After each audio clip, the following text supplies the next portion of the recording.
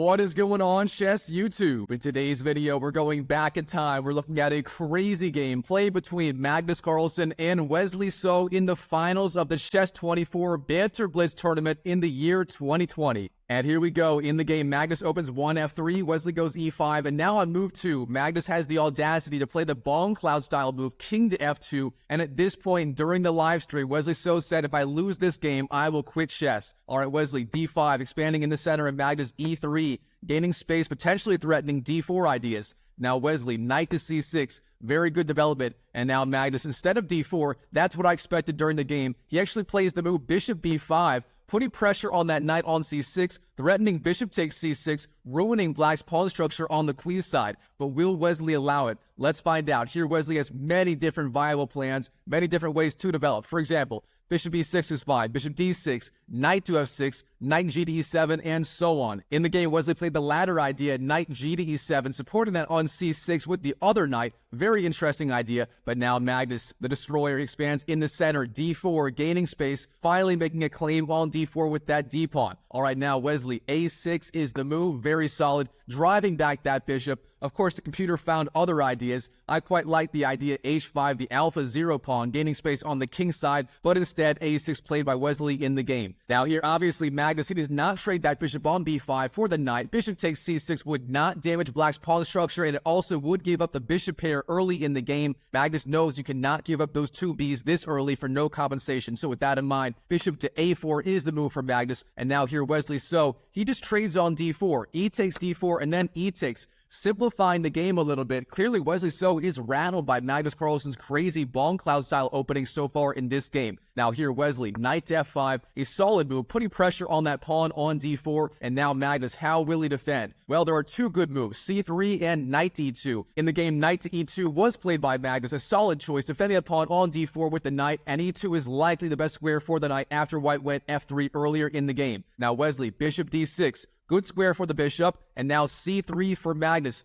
Again, bolstering that pawn on d4 with the c-pawn. Now, instead of that, the computer liked the idea of knight to c3, putting pressure on that pawn on d5, but instead, c3 played in the game. Now here, Wesley, once again, he has many different ideas. You can basically castle or go for aggressive ideas on the king side. For example, queen to h4, queen to f6, even g5 and h5 are playable here. Instead, Wesley So in the game, he plays very solid as black. He just castles on the king side. So, short castles on the board. And now Magnus, how will he continue in this Bongcloud style opening? Well, in the game, he does go knight to d2, a solid choice. Instead, not going bishop f4. That would have been a little more ambitious. Try to trade off those dark squared bishops, and of course, the bishop would be supported by the knight on e2. That being the other benefit of that knight on e2. Now here, Wesley, rook to e8 is the move, a solid choice. And now the threat is knight to e3, capitalizing on the fact that the bishop on c1 no longer controls that square. So Wesley here, demonstrating why he is one of the best players in the world. Alright, Magnus, of course, he spots this. He does not go for anything else, say h4. That would be met by knight to e3. So with that in mind, knight to f1 is the move. Now the bishop does guard e3 once again. Therefore, knight to e3 is not a possibility. Therefore, Wesley does play bishop d7, supporting that knight on c6 with the bishop. Now bishop takes c6 once again, would not damage black's pawn structure. Alright, Magnus, bishop c2, rerouting the bishop once again, the Roy Lopez style square for that light squared bishop, putting pressure on that knight on f5, and beyond that, Magnus may be threatening ideas like queen d3 with threats on that h7 pawn in the future. Now here, Wesley, the computer says he should continue playing relatively slow. For example, h6, knight to e5, and so on are all playable moves. Instead, in the game, Wesley does lash out. He goes queen to h4, flying in with the queen, hitting the king on f2. But it turns out this is a very serious mistake, the first mistake of the game for Wesley. The problem here, g3 is actually a good move for Magnus. Of course, there are no sacrificial ideas on g3, that pawn being supported by two knights on e2 and f1. Therefore, the queen must retreat. In the game, queen to f6 was played by Wesley. But here, believe it or not, on move 13, Magnus Carlsen, already in the game after his Bongcloud style opening, he's actually better according to the engine, as you can see by that eval bar on the left showing 0.3 pawn advantage for Magnus. Alright, now Magnus, how should he continue? Well, the computer loves the idea of that alpha 0 pawn going down the board, h4, that would be the strongest idea. Instead, bishop f4 played in the game, challenging black's bishop on d6, and this turns out to be quite a bit weaker. Here, black has the option of playing the insane-looking move, knight to h4, and the idea being if you take that bishop on d6 after knight to h4, then queen takes f3 would be devastating as the queen is supported by the knight. So that is the key idea here, knight to h4. Instead, Wesley plays the more human-looking move, knight c to e7, bolstering his knight on f5 with the other knight. Now here, Magnus, he does opt to trade those bishops. So bishop takes d6, and now Wesley, queen takes d6 is an option, but instead, knight takes d6 was the move played in the game. Now here, Magnus, the computer finds, again, many very aggressive ideas. It quite likes knight to f4 and h4, the alpha 0 pawn marching down the board, but instead, knight to e3, a solid choice, perhaps eyeing the f5 square with the knight. Now here, bishop f5 played by Wesley So, offering the bishop trade. Magnus can take that bishop on f5 with the knight, but instead, knight to f4 is the move. Magnus marching forward with these two knights, putting a lot of pressure on that pawn on d5.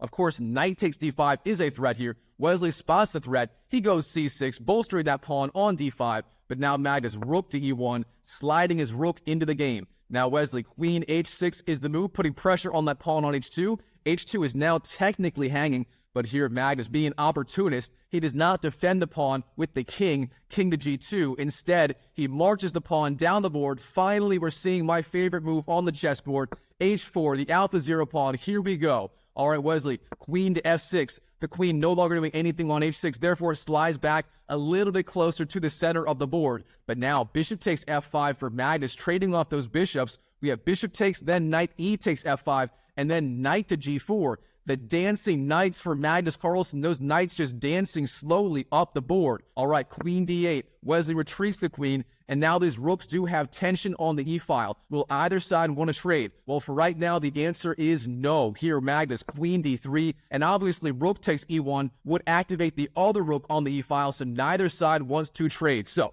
queen b6 for Wesley, putting pressure on that pawn on b2. Again, both sides have those rooks defended. And now Magnus, how will he defend that pawn? In the game, he does go b3, but this is a slight weakening move. Now that pawn on c3 will be a little bit weaker. That could be a big issue later in the game. For example, knight to b5 ideas later could put a lot of pressure on that pawn. All right, now Wesley, in this position, he does opt to try and trade the queens off the board. He goes queen to b5, offering that queen trade. To me, that is a coward's move. The real warrior in chess keeps the queens on the board as long as possible. Now here, Magnus, he has the option of trading on b5. Queen takes b5 is playable, but then after a takes b5, the black rook would be very active on the a-file. Therefore, instead, queen takes b5 is not a good idea. Now here, Magnus, he has the option of just retreating queen d2, keeping the queens on the board, and he does have the space advantage on the king side with those pawns marching down the board. That would give him decent attacking chances. So queen d2 would be the strongest idea, but instead here, Magnus, a4,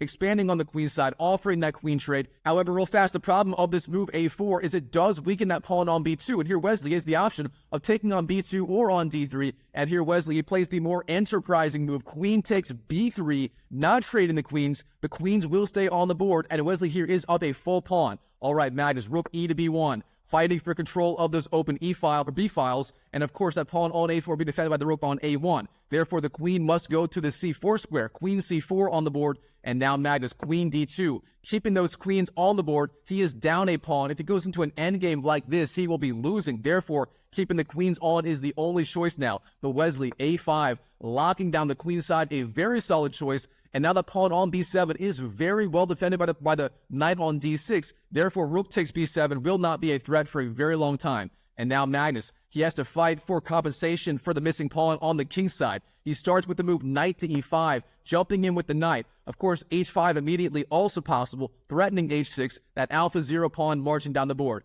Now here Wesley, queen to a6, getting the queen out of the line of fire. Of course, knight d5 was putting pressure on the queen, so queen to a6 defends. But now Magnus, here we go, h5 on the board, the alpha 0 h pawn. This is going to be an exciting middle game. All right, Wesley, how will he defend? Of course, h6 is a very real threat. What is Wesley going to do? Well, it turns out the strongest idea is rook to e7, attending rook a to e8, doubling rooks on the e-file. Instead, f6 played in the game, Ben Feingold's least favorite move on the chessboard. He says never play f6, and it turns out it was not the strongest move here either. All right, Magnus, knight e to d3, retreating that knight. Of course, it was being attacked, but now Wesley, knight c4, jumping in with the knight to the very good c4 outpost. Now the queen defends b7, therefore that knight on d6 is free to roam, and now it is threatening the queen on d2. The queen must move. So, with that in mind, queen to a2 on the board, getting the queen out of the attack, and now Wesley, b6. Now that knight on c4 defends b6, the queen is free to go, say,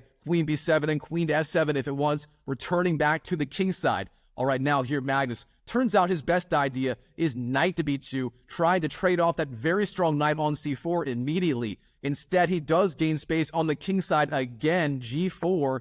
Man, it's crazy. Magnus started f3 on the first move of the game, and now we have g4 and h5 on the board. Magnus showing the full depth of his Bongcloud opening. All right, now, Wesley So, knight f d6 is the move. Of course, the knight was being attacked. You must retreat it, but now Magnus, rook to e1, fighting for control of the e-file once again. Now Wesley, queen b7, retreats the queen, again eyeing d7 and f7 with the queen. The queen would once again be centralized, but now Magnus, knight to e6, jumping in with the knight, a very aggressive move. All right, Wesley, queen d7 on the board, and then knight d to f4. Once again, Magnus, those dancing knights, just dancing up the board. All right, here, Wesley, rook to e7. His idea being he wants to double up rooks on the e-file. However, instead, the computer liked the idea of queen to f7 immediately, then rook a7, and then rook a to e7. And the whole idea is the queen on f7 would be a little bit better placed than on d7, being closer to the defense of the king side. Now here, Magnus, he does the same. Rook to e2, doubling up rooks on the e-file. Both sides swing over their rooks. Rook a to e8, rook a to e1,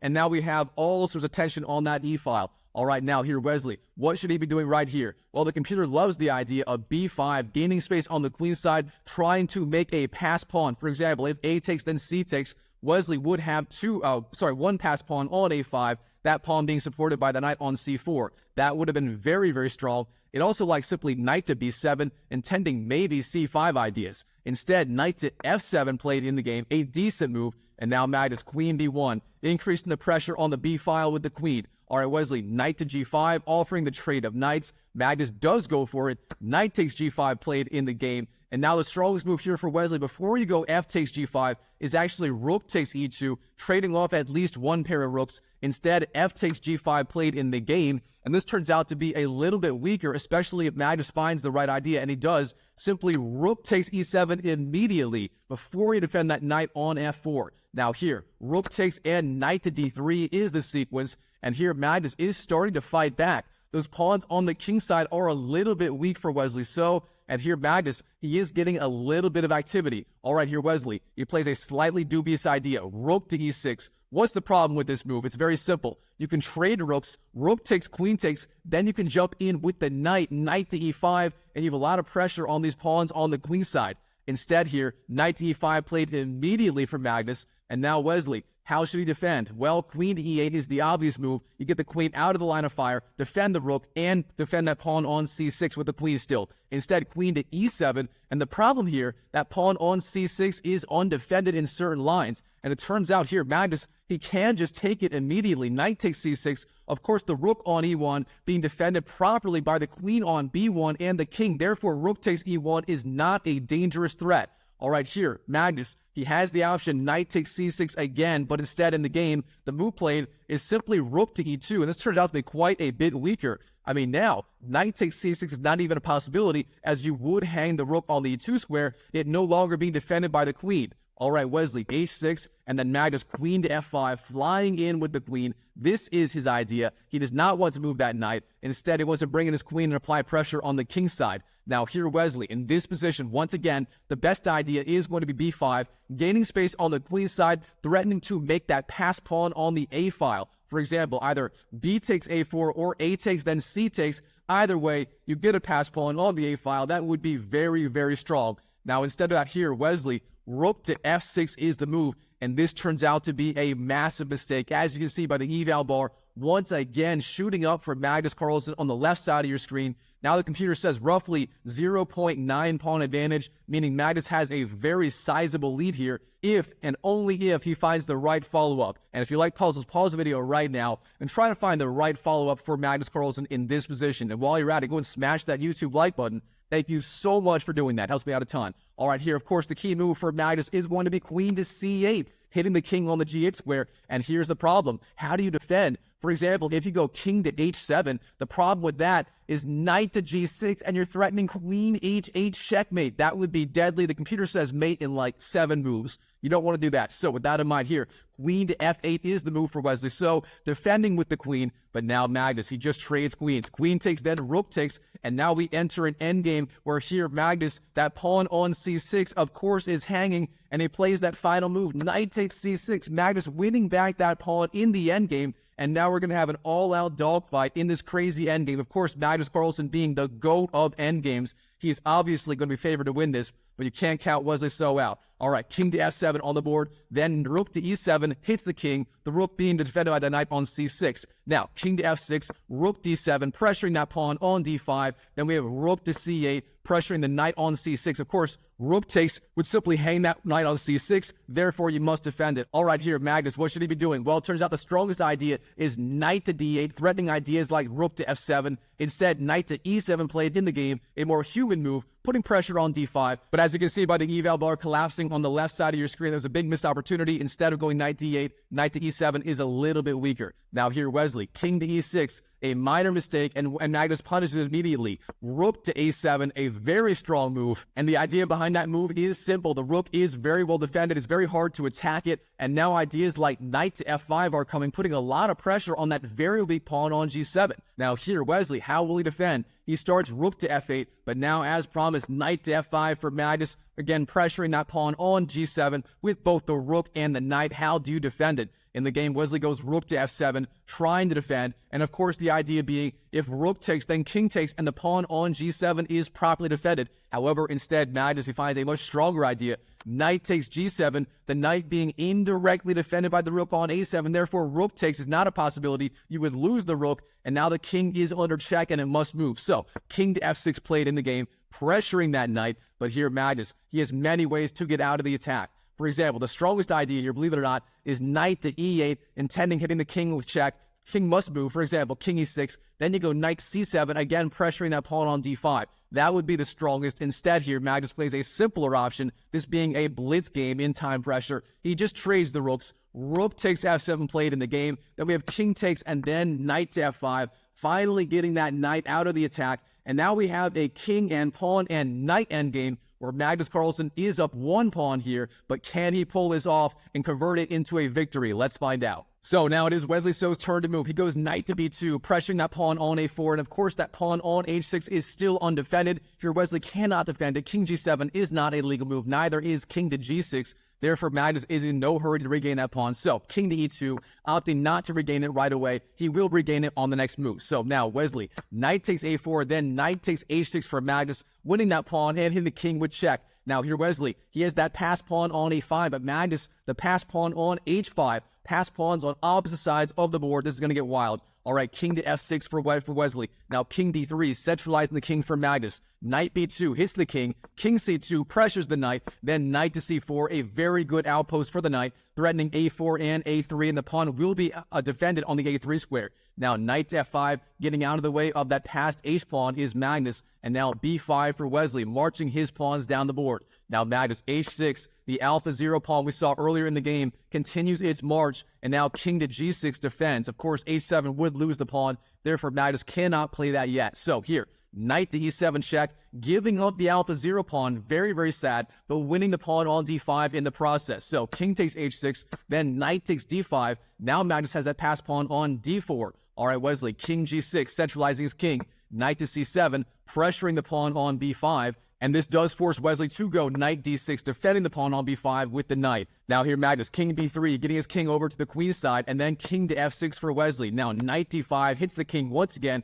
King e6 pressures the knight, then knight e3 does retreat and defend. Now king d7 for Wesley So, knight to g2, intending f4 on the next move, and Magnus once again would have a pass pawn on the king side. All right, king to c6, and then f4, the first time that f-pawn has moved in the game since 1f3 at the very start of the game. Very interesting. Now, Wesley, knight d4, and here, f takes g5. Magnus getting his pass pawn on the g-file finally. All right, knight takes g5, takes that further advanced pass pawn, leaving the pawn on g4.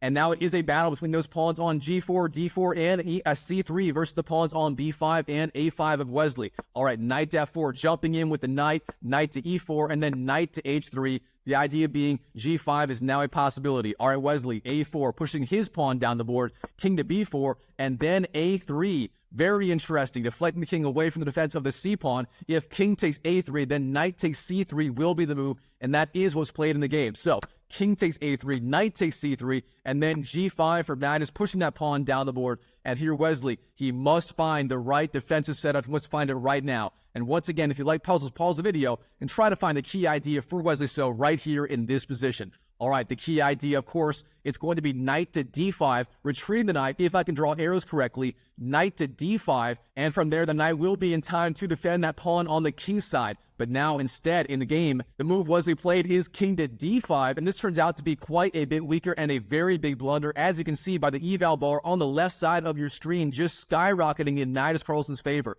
Now, Magnus, g6, pushing that pawn. He knows past pawns must be pushed, especially in the endgame.